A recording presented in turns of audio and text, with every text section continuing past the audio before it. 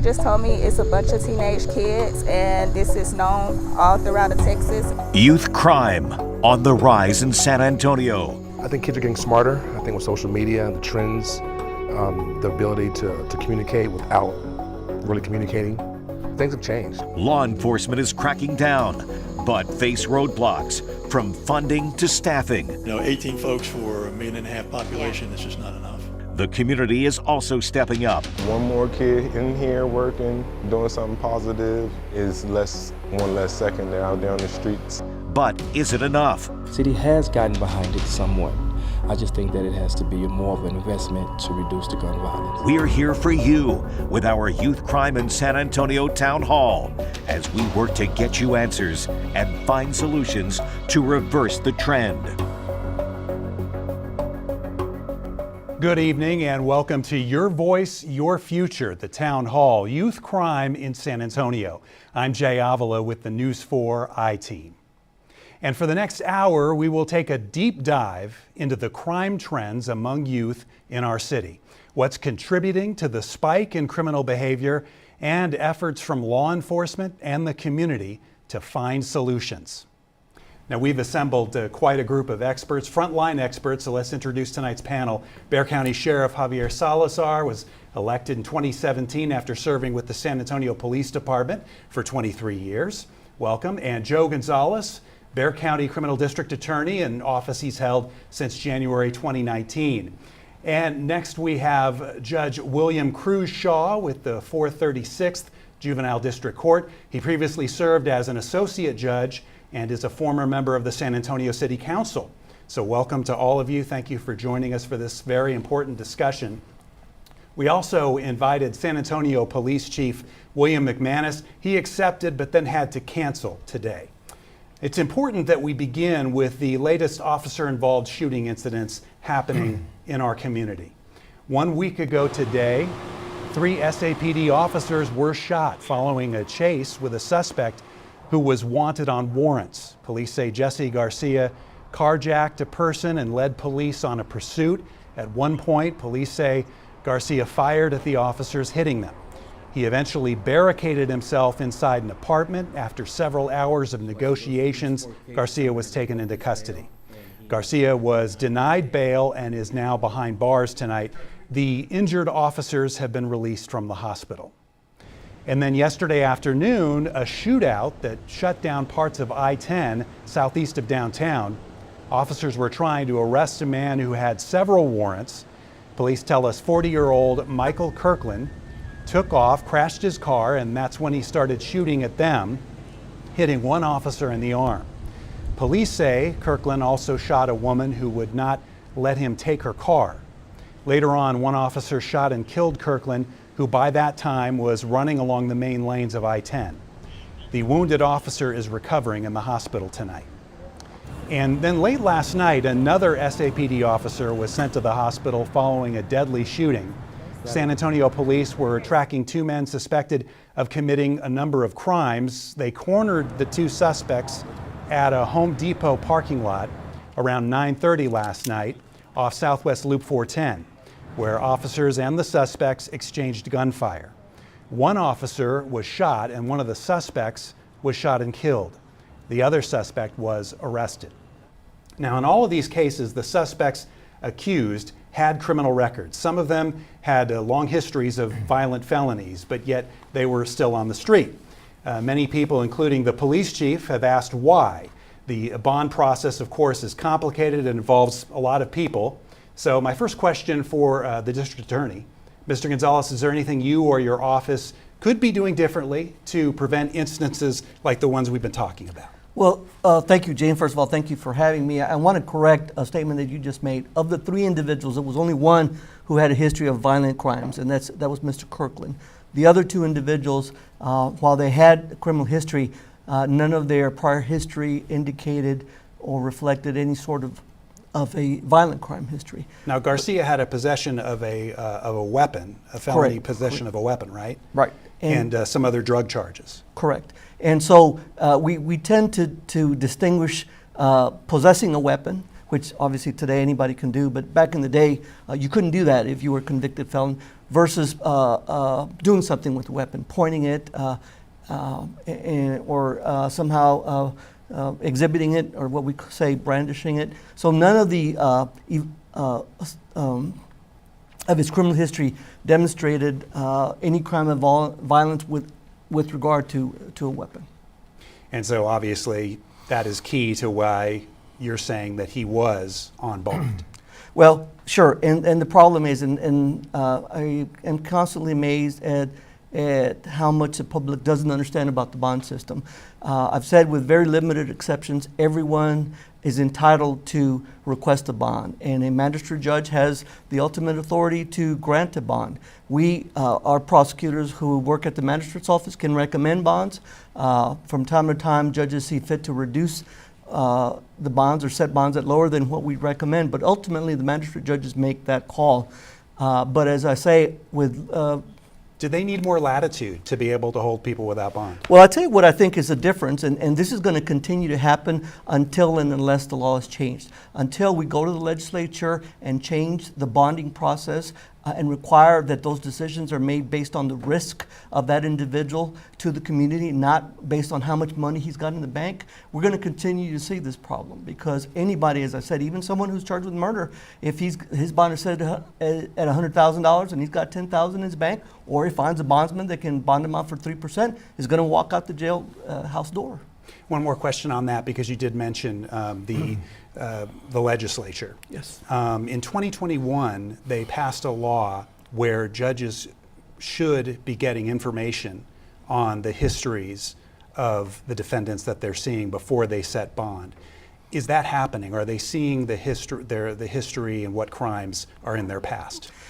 Everyone endeavors to give the judges as much information. I know in our office we try and provide as much information as possible at the bond hearings, but certainly there are people there whose job it is to inform the judge of the criminal history of a suspect or a prisoner that's standing in front of that judge. Now, as we said, SAPD Chief William McManus, despite canceling his appearance here today, he's been very vocal over the last few days over repeat offenders being on the streets, and he has been open about what he calls a need for change. Let's hear some of what he had to say. There's a lot of folks that are getting out pre-trial. Yeah, low bond, no bond, even for violent crime. There are people walking the street who should be in jail. And I will say that again and again and again. Again, frustrating that folks like this are out on the street. We have multiple cases of violent crimes that were dismissed. Now, Sheriff Salazar, your deputies are also involved in apprehending people who may have outstanding warrants and put themselves in harm's way every day. Are you frustrated by what's happening? Well, I'm just frustrated at the point society has gotten to. And make no mistake about it, there's a whole lot of people, every one of these cases, there's a whole lot of people that have a hand in creating that situation. First and foremost, I think in a lot of the situations involving juveniles, parents, okay, the education system, although we put a lot on our educators, we put a lot on our teachers, it starts at home, and it's almost become a cliche. We've been saying that for decades and decades and decades. But it absolutely does start at home. Saturday, my deputies were involved in an incident with a juvenile that ultimately was shot by our deputies, but not before he was in a stolen vehicle, attempted to flee from the deputies, tried to ram his way out from between two vehicles, one of which was a marked patrol unit, put the deputies in a position where they felt they needed to fire on him. Thankfully, that young man survived his injury, but I mean, it was certainly a hair-raising experience for all involved. And again, this young man has already a lengthy criminal history as a juvenile, and you know, what do we have to show for it? He's going to jail again, and then we will see what ends up happening ultimately with this case. But I don't think it's a matter of being able to blame the DA, the courts, the judges, the schools, any one element in this young man's life. Just a whole lot of things went wrong, and I think a lot of people have a hand in it. Well, we're certainly going to touch on this topic again in the future because it's in the headlines right now. You're experiencing it, all of you. Now, that does lead us back to the subject of youth crime in San Antonio. That discussion that we're having today is interactive. We want to hear from you. We will be following the conversation on social media. And you can submit your questions for our panel on Facebook. To find us, just look up News 4 SA. And our Melissa Vega is standing by, waiting to hear from you. In the lead up to this town hall, we've been asking what topics that you, the public, want to cover. Melissa, how's that going? Well, we have definitely been monitoring the situation. And Jay, this is a very candid and open discussion. And we want you, the viewer, to be involved as well. We want to hear from you. We will be monitoring your comments. You can head to News 4 San Antonio, the Facebook page. We are streaming this live. We have it pinned on the top of the page. Write a comment under this town hall. Send us your questions, and I'll be back a little later to get some of them answered. But quickly, I just want to make a comment to reiterate kind of what the sheriff was saying. And Mr. Fidel Escobedo is saying these youngsters, they carry guns like we carry phones. So this was a comment that he was making there. So again, send us your questions, and we will be answering them throughout this town hall. Jay? All right, we'll check back with you, Melissa. Thanks. Now to the latest numbers on youth crime trends in San Antonio and Bexar County. San Antonio police tell us through June of this year, approximately 605 juveniles between 10 and 16 years old were arrested. And for all of 2022, 901 were arrested in San Antonio, which is up from around 700 in 2021. The Bexar County Juvenile Probation Department is also seeing an uptick in juveniles referred to them. And we broke down the crime trends comparing January through June of 2022 with the same period now in 2023, focusing on violent crimes and the most common nonviolent felonies that youth are accused of committing. Robberies are up 10%, went from 59 to 65. Aggravated assaults increased 23%, from 126 to 155. Weapons violations have gone from 15 to 28. That's an 87% increase. Lastly, vehicle theft, that's exploded 224%, going from 34 to 110. And so let's jump right in to get some perspective on those numbers from our panel.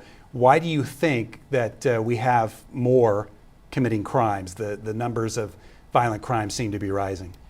I think the ease with which kids can get their hands on a gun. I think that they know, kids know exactly where to go get a gun, Jay. I mean, whether it be burglarizing a car like that young man that's on the screen now, that was actually one of our cases. That young man burglarizing vehicles in the dead of night, carrying an AK-47 style rifle that he had just stolen from a car minutes before that. A few nights later, we were involved in a high-speed pursuit with that young man and a whole ring of juvenile offenders that he was involved with. So that's one factor. Another factor, quite frankly, and I'm sure we're going to discuss it to a large extent tonight, is social media. Social media glorifies it, in some cases shows these kids how to commit the crimes, and then gives them the opportunity to show off while they're committing crimes, either running from the police, committing burglaries, committing thefts of vehicles, live streaming it the entire time. Judge Shaw, did you have some thoughts on that? I mean, he's absolutely right. You know, when we see kids coming through our court systems in terms of taking pleas or admitting fault for these crimes, we often ask why. And often we hear is because I carry a gun because everyone else carries guns. Or I want to get more likes. And that's the exact answer that they will give us when we ask the question, why are you doing these things? It's a different time now. It's a different time. Social media, cell phones have really changed the game in our city. And people are, instead of playing sports and trying to get on TV for doing positive things, it's a lot easier to commit crimes or do negative activities, post it on your social media and get people to follow you. We talked about a little of this a little bit beforehand. Aside from car burglaries, car theft is something that's happening a lot, correct? Yes, it's like the numbers show, it's through the roof. And typically what we're seeing is that, especially during the summertime, large groups of kids are going to high populated areas, malls, maybe sporting events, all jumping out, trying to take a car. And if there's 10 kids in there, maybe get caught 1 or 2 and the rest get away. And it's a game for them. It's a game, and they'll put their tag name on the car, or they'll have it somewhere where they can take the video, show the car and their tag, and hope people to like it or follow it. These are definitely different times. Our discussion just getting started. Next, we'll talk about some of the programs that are designed to crack down on youth crime, and are they working? Stay with us.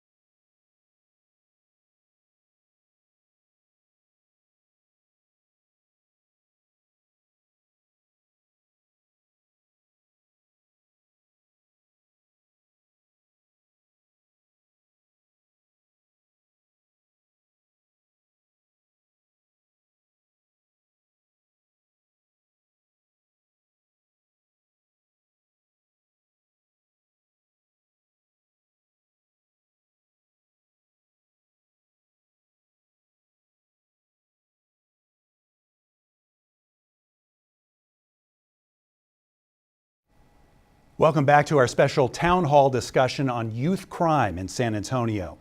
With a new school year in full swing, we know that threats to local school districts are on the rise. Numbers from Southwest Fusion Center show local school threats have tripled over the past 2 school years. The threats are mostly coming through social media, from students as young as elementary school, and it's impacting nearly every school district. Officials say even when the threat turns out to be a hoax, it's still a strain on law enforcement resources, and there's the emotional toll that carries over into the classroom sometimes, contributing to a culture of fear because it's just hard for people to recover from something like that. Now, what's being done to crack down and curb criminal behavior? Let's go back to our panel to discuss, the sheriff, the DA, and Judge Shaw. So any of you want to take that topic of what we're trying to do here? Well, like for us, for example, at the sheriff's office, in our county jail, we house adults, but we try to prevent things from getting to that point. We actually have a program that we started in 2017 when I took office called Inside Look. It's a Scared Straight style program where we run high school kids through the program in hopes of showing them what it looks like inside of a jail. You know, we don't do a lot of the scary stuff that you see on TV for sensationalism, but it's just a straight, just like the name says, inside look to these kids to show, look, this is what it smells like, this is what it looks like in here, this is how the inmates interact with one another. If you want to be a part of this, that's on you at that point, but at least you can't say that nobody ever told you so. And is there an element of people don't understand, or young people don't understand how serious it is now to make a threat? It's like saying something at an airport now because people are so concerned and looking for red flags. Yeah, and absolutely, and we will prosecute anybody who who makes a threat that is prosecutable, because we know that there are easy access to guns. We know that people can and do carry out threats. We saw what happened in Uvalde. We saw what happened in other schools across the country. So everyone is very, very much attuned and very sensitive to whenever somebody makes a threat, whether it's a juvenile or an adult. So absolutely, we have an entire juvenile division in the DA's office, and we do that on a daily basis, review these cases to make sure that we do what we have to.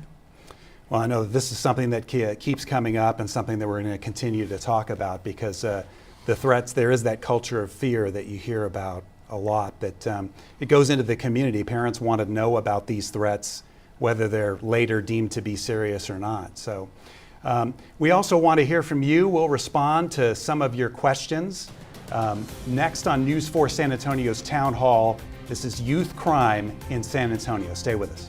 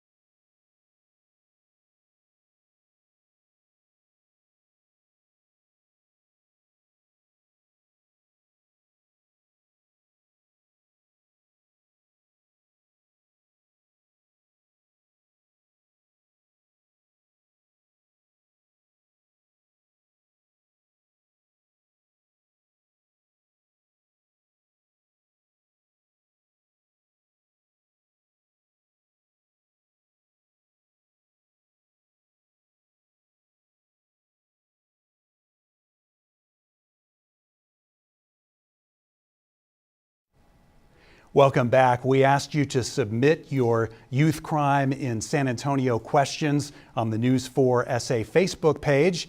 Our Melissa Vega standing by with some of your questions for the panel. Melissa? Yeah, we're getting some pretty good questions in for our panel right now. So want to take a look at some of those questions. If we can go ahead and pull that up there. This is one of those questions. We often see videos of young offenders on cameras outside homes, breaking into cars or stealing mail. Do these videos ever lead to arrest? Anyone want to take that? Absolutely, they do. They do, and they're very helpful to us. They're very helpful in prosecution, but we've got to be able to get the videos. So if anybody has videos, everybody now has a Ring camera or some other device where they can download those videos and make them available to law enforcement.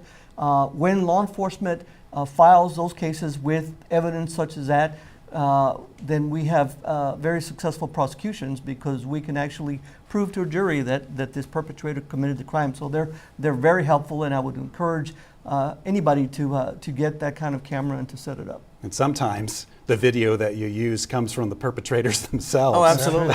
Cell phone videos are very valuable in cases like that. Yeah. Well, thank you, Melissa. We will check back with you a little bit later for more questions from those watching. More from our panel as Your Voice, Your Future Town Hall Youth Crime in San Antonio continues after this.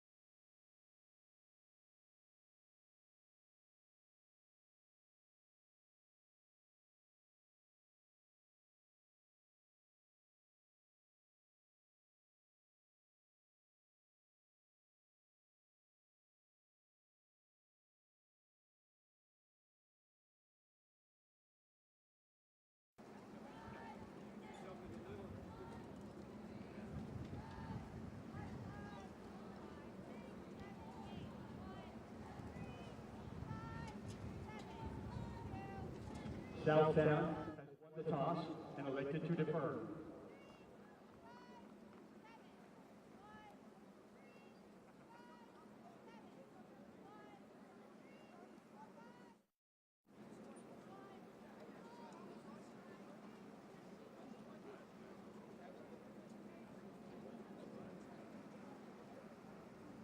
Southtown has won the toss, elected to defer. Sotomayor will receive.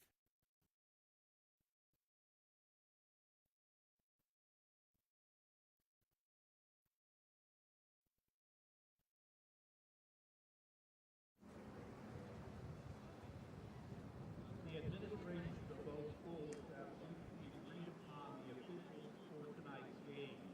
We ask you as students, parents, and citizens to demonstrate the kind of respect to these officials that you would extend to any dedicated person in a position of authority. Thank you.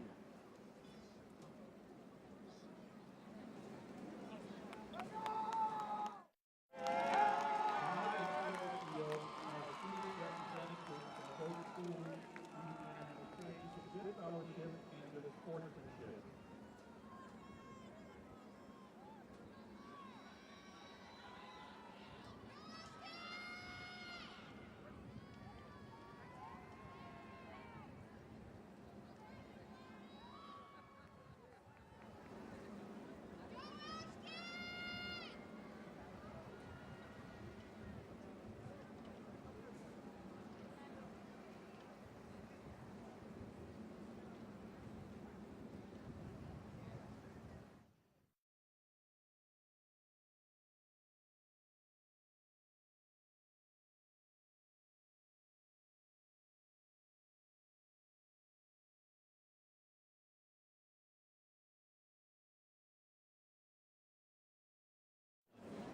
We ask that as a spectator, you consider all the time and effort that each of the teams, coaches, and athletes have put forward.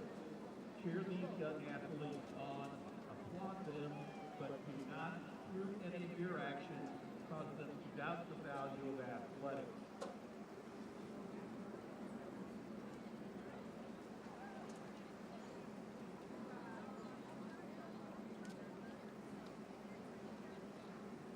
At this time, we ask you to rise for the address and the playing of the school song.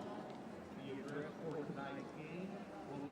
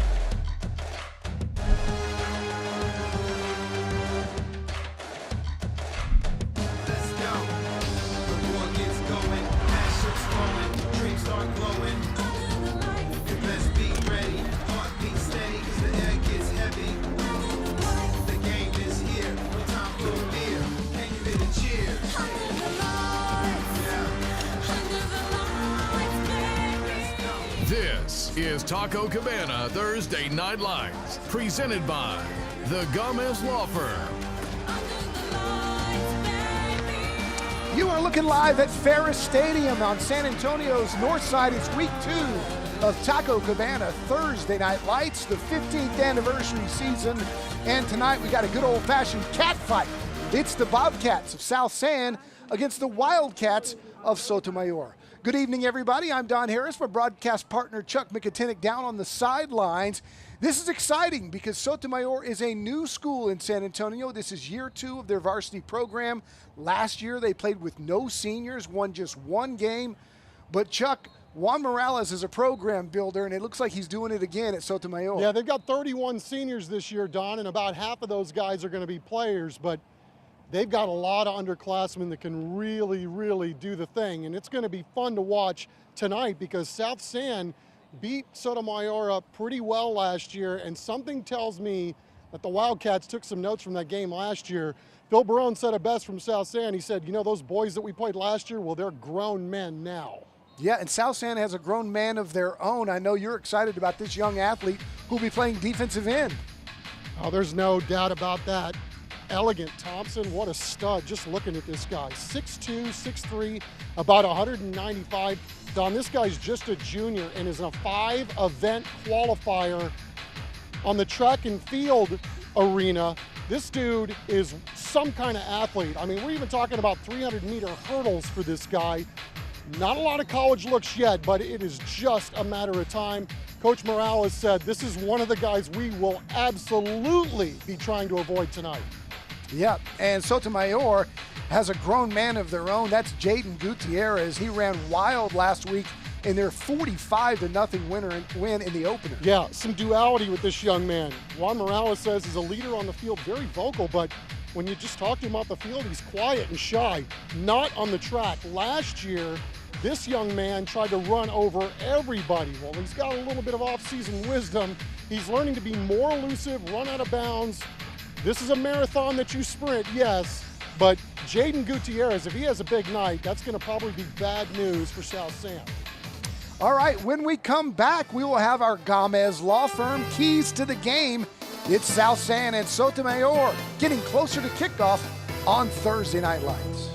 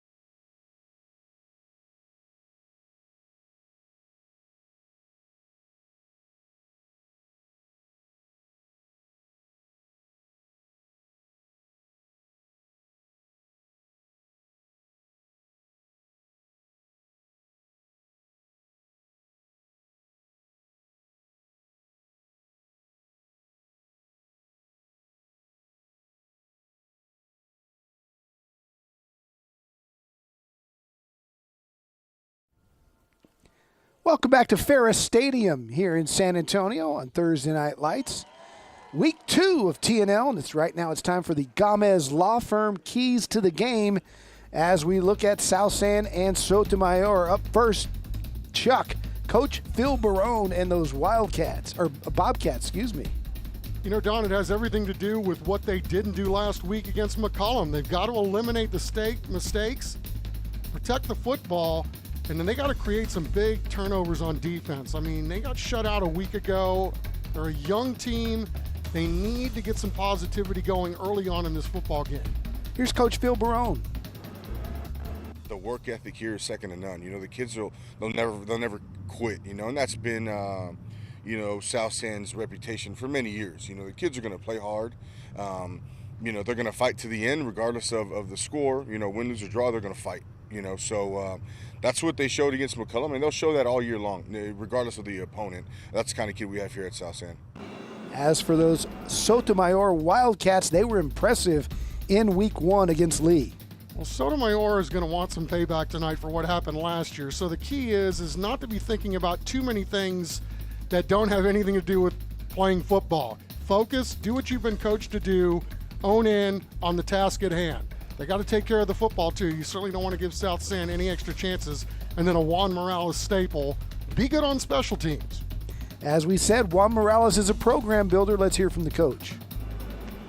It's extremely special, you know, to be able to come from this close-knit community and what we've built in just a year and a half in terms of just family ties. And when I talk about family ties, it's everybody. We're talking about from the freshman volleyball team to the varsity cross-country team. We're all in it together. We've joined in with the band and with Spirit and just everybody coming together. And so to be able to build that culture here at Sotomayor and to say, hey, as a family, we're all going to cheer for each other no matter what it is that we're doing. So This going in has been really gratifying to be able to display that on TNL and all the great things that you guys do. That's going to be super, super exciting. I'm anxious to be able to show off these kids. When we come back, we'll have our national anthem and kickoff. South San and Sotomayor on TNL.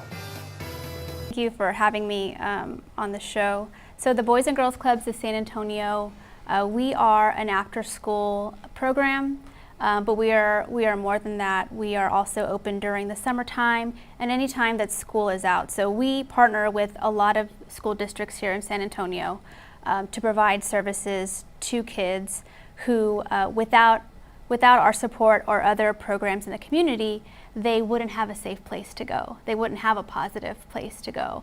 So we have homework help where kids can come.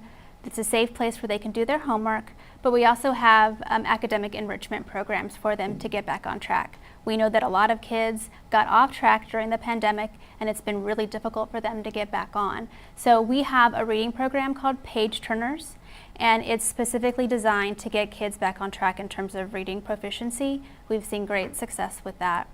And yes, it is a fun place as well. We have a lot of intramural leagues that kids can come and participate in. We've actually partnered with SAPD to have some of their officers come and mentor our kids through baseball. That's been a very successful program of ours. To come and participate in all of our programs, it's not expensive. It's only $100 for the entire school year or $100 for the entire summer. And so we really pride ourselves on that, being very affordable for families who could not afford us otherwise.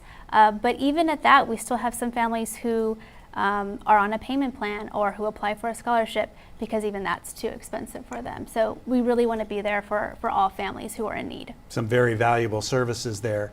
District Attorney Gonzalez, I wanted to talk to you because I know in the adult criminal system, they have pretrial services that if someone has probation, for example, they The Bobcats and the Wildcats have taken the field here at Ferris Stadium as we're closing in on kickoff of week 2 of TNL. South San losing last week to McCollum. Sotomayor, a big 45-0 win over the Legacy of Educational Excellence, better known as Lee. And very impressive, Chuck, for a second-year program, but really it's going just the way that Coach Juan Morales had predicted last year when he built the foundation. And now we will see them again tonight. But first, we'll go down to the field, and we'll turn it over to our public address announcer, Lou Caluza, for the national anthem.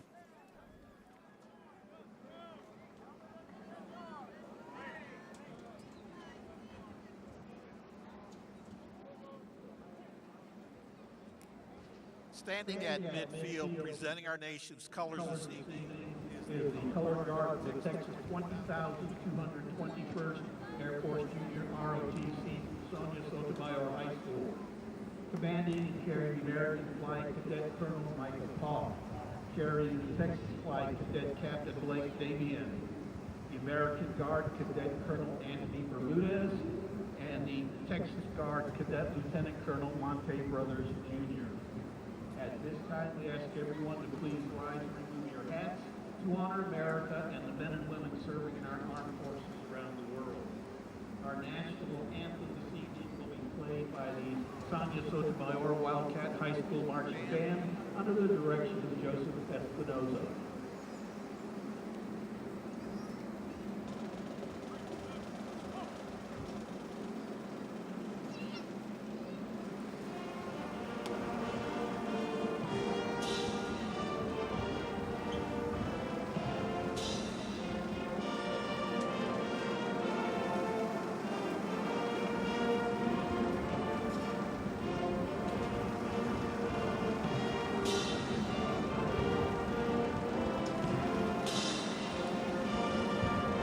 To all of these issues. And so sometimes the family isn't in a place where they can provide that connection to that child. But if that child can find some other place where they can get at least one positive connection with a caring adult, that could truly change the trajectory of a child's life. Very important. Now, if you're watching at home, we hear you. We haven't forgotten about you. Melissa Vega here once again to share some of your questions with our panel. Melissa? And of course, we thank everyone for joining us on the conversation, reaching out. Let's get to some of those questions, including a Facebook post. We are keeping that conversation going online, getting those questions answered. This is a Facebook comment from a Shelley, and here is what she writes on the post. She says, "Are the parents held accountable? To me, Nextdoor shows so many youths more and more and more with guns out in the middle of the night burglarizing cars." And I think burglarizing cars is a hot topic online, because there was another lady who said exactly what happens to the juveniles that have been videotaped breaking into cars. That's from Patsy. So they want to know, what about the cars? Are parents held accountable? What happens to the children with the car break-ins? So for the first question, the juvenile courts have no jurisdiction over the parents. Now, we can always refer to CPS if we think CPS needs to be involved, but our jurisdiction is for ages 10 to 16. That's where it stops. Very few times 17 and through 19. Then in terms of the cars that are damaged, if that child is convicted and put on probation or some type of supervision, more often than not, there is a requirement to pay restitution. And so, the DA will get a bill or invoice of how much it is to fix that car, and the child and the parent are responsible for getting it paid. Wow.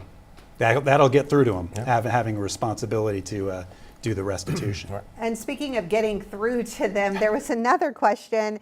What can I tell my child about consequences if they break the law? What can I tell my child about consequences if they break the law? Sheriff, you want a shot at that? Absolutely, please. You need to let your young folks know that even spending one night in jail, even as a juvenile, dramatically increases their chances that they will come back at some point. You also need to let them know that this does affect your ability to find employment later in life. This does affect your ability to get into a college later in life. You're talking about the job market in some cases, highly competitive, college applications, highly competitive, and people like me, employers like me do look at juvenile records when it's available to us, and absolutely, you need to let people know that, look, this doesn't just affect you today. 30 or 40-year-old you is going to really wish that 15-year-old you had made better decisions, for sure. Very true. Getting through to them that consequences are so important. They make the difference in what your life will be like later. Yeah, and we also talked about, and I know the sheriff was also mentioning the social media, that plays a big role in things. And there was a question about what dangerous social media platforms are kids using these days that I might not know about. And I know sometimes we've seen those stories, we've reported on them, where they hide apps, different things like that. So what do parents need to know? What do they need to do when it comes to social media? Big topic here. Anyone want to take a swing at it? So we often, it's hiding in plain view. It's going to be your Instagrams, it's going to be your TikTok, it'll be your Facebook. What they'll often do is they'll change their names and put a different picture, but it's still them. Parents have to be vigilant, know what platforms their children are on, get their passwords and their screen names, and they have to check it. You have to go through it, look through their DMs or IMs, and see what conversations they're having, because it'll be a long conversation of something they're planning future down the line. Beyond that, even if your child is a gamer, that's an open portal to human traffickers. That's an open portal to pedophiles. And so again, we get so focused on the social media perspective, which is absolutely important, right? But gaming, the gaming world is a whole different animal that again leaves your child vulnerable.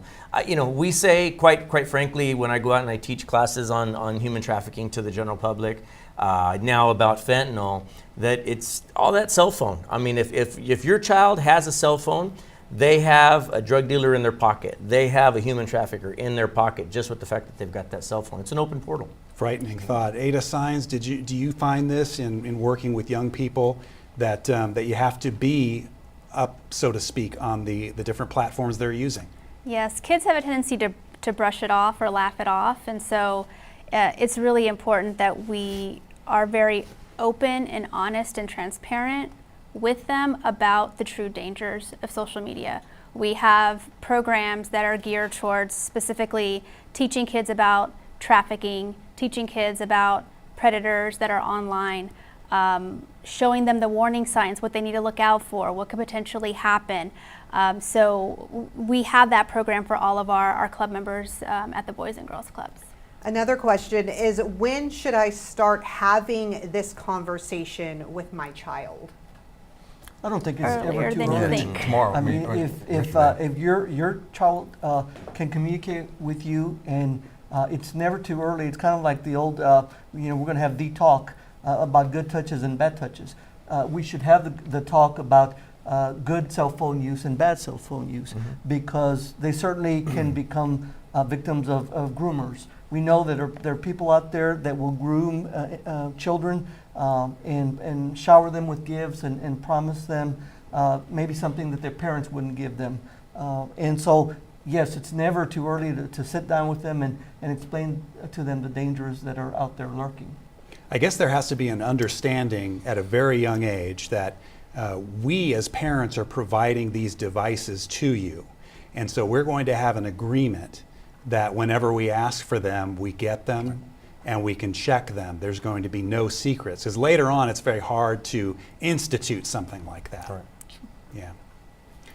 Well, we thank you very much for the questions there, Melissa. A lot of good ones from our viewers. Yeah, we appreciate them. Yeah. Yeah. And so let's get back to the law enforcement area of this, because we have seen that that social media also plays a role in trends and dictating, in some cases, what is happening.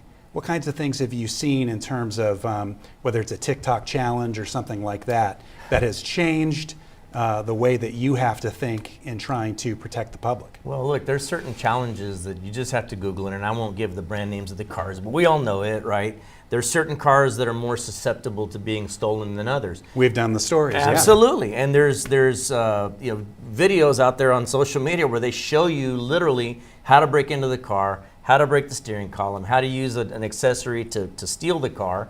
And there's groups, and all the major cities have them, dedicated, there's clubs, car clubs, dedicated to stealing these cars and then leading police on high-speed chases.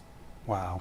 And so car theft, car burglaries continue to be something that we see. And you had mentioned that also a lot of the weapons that we find with young people are coming from a car burglary, right? Yes, absolutely.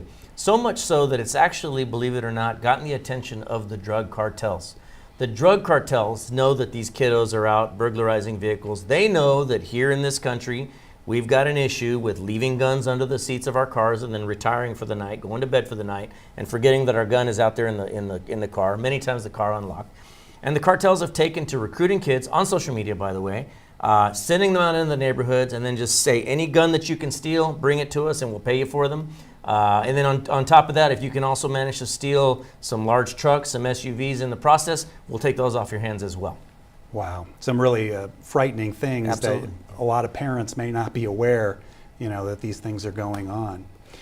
So Ada, I wanted to go back to you a little bit, because you talked about a lot of the programs that you do are in the after-school hours, which I know years ago, we used to say that those are the prime hours for getting in trouble. They still are. Yeah.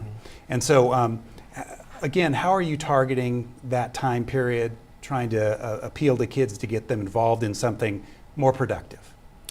Kids need a safe place to be. If they're the times that they're unsupervised, that's the times when they're getting into trouble, having friends that aren't really friends, that are having these negative influences on them. So it's vital that kids have a positive place to go, during those times when school isn't in session. And so, one of our big programs right now is a mental health program called Resiliency Restored. It's a brand new program that we just started this summer because we knew of the need for mental health services. It has exacerbated after the pandemic. The city of San Antonio had its youth commission, and one of the key findings from teens themselves is that they are really in a crisis when it comes to mental health. And so through the program, through the implementation of this program, we found out that the mental health needs of the youth and the teens that we serve was even higher than what we originally thought. So all of our club members go through large group resiliency building type program, but then we also have one-on-one counseling that occurs with kids who need that extra additional support. And a lot of times it's not just with the kid, but it's also with the family, because the family is a huge factor in the mental health needs of each child. That's invaluable, because we've done stories on how difficult it can be to find mental health help for adults and for young people. Yes, so our staff already want the same for them as well. So it's something that we're working on to have that service for them too. But you're right, especially low cost, no cost mental health services. Or covered by insurance. It's Right. very difficult to find ones that are in network these days. So Yes. you have desperate families looking for this kind of help. Absolutely, and we have very generous donors who are invested in the mental health of young children. And so they provide us the funding to be able to have these services for our kids for no extra cost whatsoever. That's wonderful. Judge Shaw, I want to talk to you again, because earlier this hour, we showed some figures that were pretty eye-popping as far as the increase of different kinds of crimes over the past year or two. Right. And are you seeing that at your courts, to where you're just being inundated with more young people? Yes, we're seeing the increase of unlawful carrying of a weapon, of kids carrying guns. And we're also seeing, like we said before, the unauthorized use of a motor vehicle or theft of motor vehicles. Those have really increased. Now that school started, we probably will see an increase with assault, more violent charges, school fights. Back, when we were growing up, you fought, you'd be suspended or whatever, go to ISS. Now the fights are getting so vicious that they're having to arrest. And we'll see those assaults, those numbers starting to increase. And we see the video of those fights, Right. unfortunately, kind of just another way that those are egged on. Right. We're going to go ahead and make our way through the panel for some final thoughts on this topic, things that perhaps you just haven't had a chance to touch on much up until now. We'll start with you, Sheriff. Absolutely. Look, prevention is the key. Involvement as a parent is key. Make sure that you're doing everything to model good behavior first and foremost for your children, but stay involved. As you mentioned, set healthy parameters as far as cell phones, social media, gaming consoles, all of the above. But additionally, just make sure that you've got to be that helicopter parent that none of us want to be. We all dreaded it when our parents were that, but unfortunately in this day and age you have to, because it's literally a matter of life and death. And you're talking about their freedom or their employability later on in life, and so it's absolutely vital. We touched on several of the programs that we have at the Sheriff's Office for youth. So the Explorers, the Inside Look program for kiddos that don't necessarily have to be even kids that anybody would consider at risk. We've had our fair share of straight A students that come through there that on their way to college, mom and dad want to show them what the inside of a jail looks like. Bring them our way.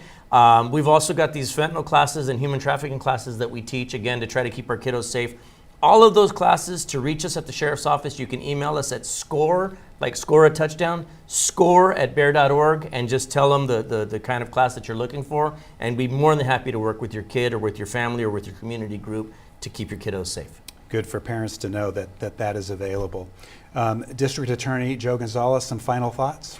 Well, thank you, Jay. I'm going to, since I'm, I think, the oldest member of this panel, I'm going to invoke some elder privilege here and go old school on you and tell you that I think the common theme that we see here with the juvenile offenders that we see in the juvenile courts is lack of parental supervision. And I would go a step further. I wouldn't call them just helicopter parents, but we really have to be in-your-face parents. We need to know who the kids' friends are. We need to know what social sites they visit. We need to know what their passwords are. And we need to not be afraid to discipline them when they violate any of the rules that you have at home.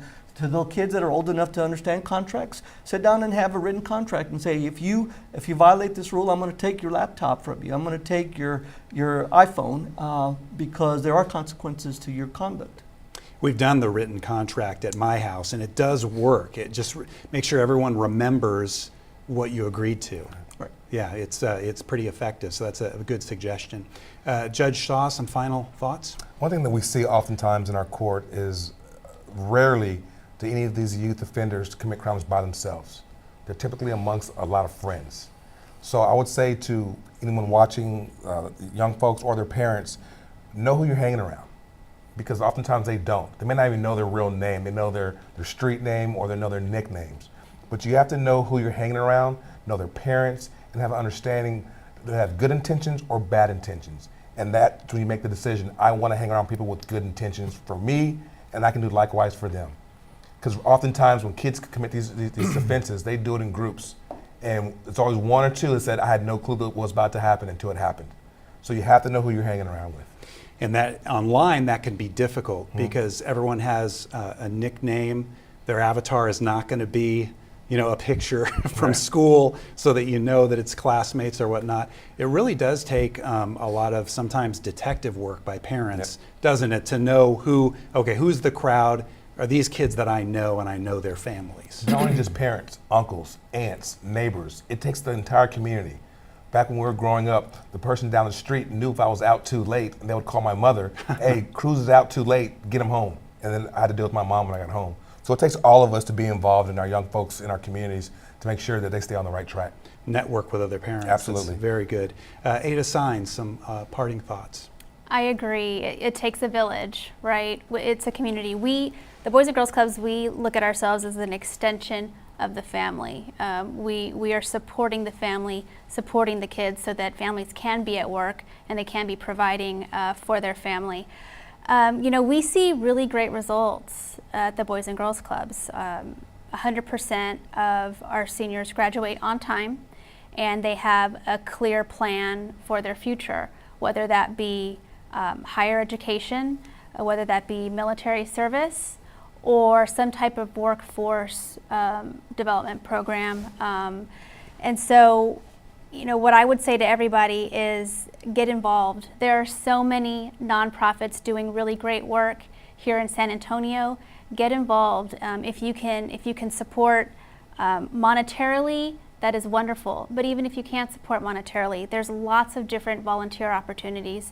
So just, research different programs. We'd love to have you at the Boys and Girls Clubs, but there's many nonprofits doing wonderful work right here in San Antonio.